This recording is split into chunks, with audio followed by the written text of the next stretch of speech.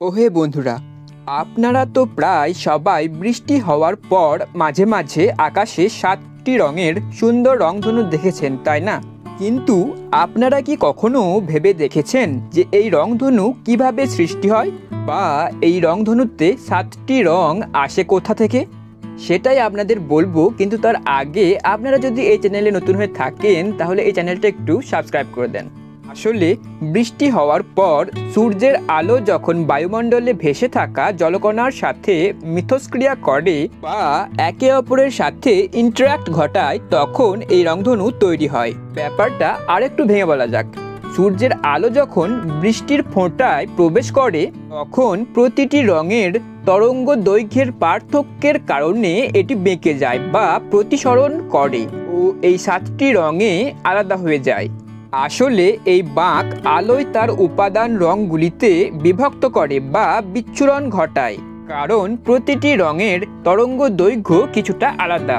এই 7টি রং হলো বেগুনি, নীল, আকাশী, সবুজ, হলুদ, কমলা ও লাল। এই 7টি রং তারপর বৃষ্টির ফোঁটার ভিতরে প্রতিফলিত হয় ও রঙগুলি বেরিয়ে যাওয়ার সাথে সাথে আবার প্রতিসৃত হয়, যার ফলেই এই 7টি রঙের চাপ বা রংধনু সৃষ্টি হয়। আচ্ছা, আপনাদের যদি রংধনুর 7টি রং কি কি সেগুলো পরপর বলতে বলা হয় তাহলে আপনারা কি বলতে পারবেন? সেটা নিচের কমেন্ট বক্সে লিখে জানান। রংধনুর 7টি রং পরপর বলার একটি সহজ উপায় হচ্ছে বেনিয়া সহকলা। এই বেনিয়া সহকলা শব্দটিকে প্রথমে মুখস্থ করে নেন।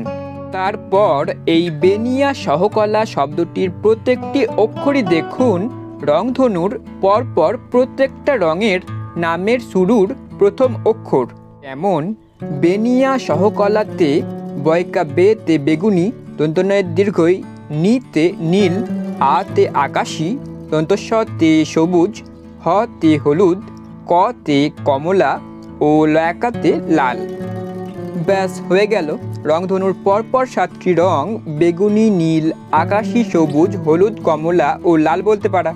বেনিয়া সহকলা শব্দটার থেকে রংধনুর পরপর 7টি রং বলার ব্যাপারটা বেশ মজার, তাই না? তো বন্ধুরা, এই ভিডিওটা আপনাদের কেমন লাগলো সেটা কমেন্ট করে জানান। ভিডিওটা লাইক ও শেয়ার করুন, আর অবশ্যই এই চ্যানেলটা সাবস্ক্রাইব করার পর বেল আইকনটা প্রেস করে অল করে দেন, যাতে এই রকমই আরও অন্য ভিডিওর নোটিফিকেশান আপনারা পেতে পারেন।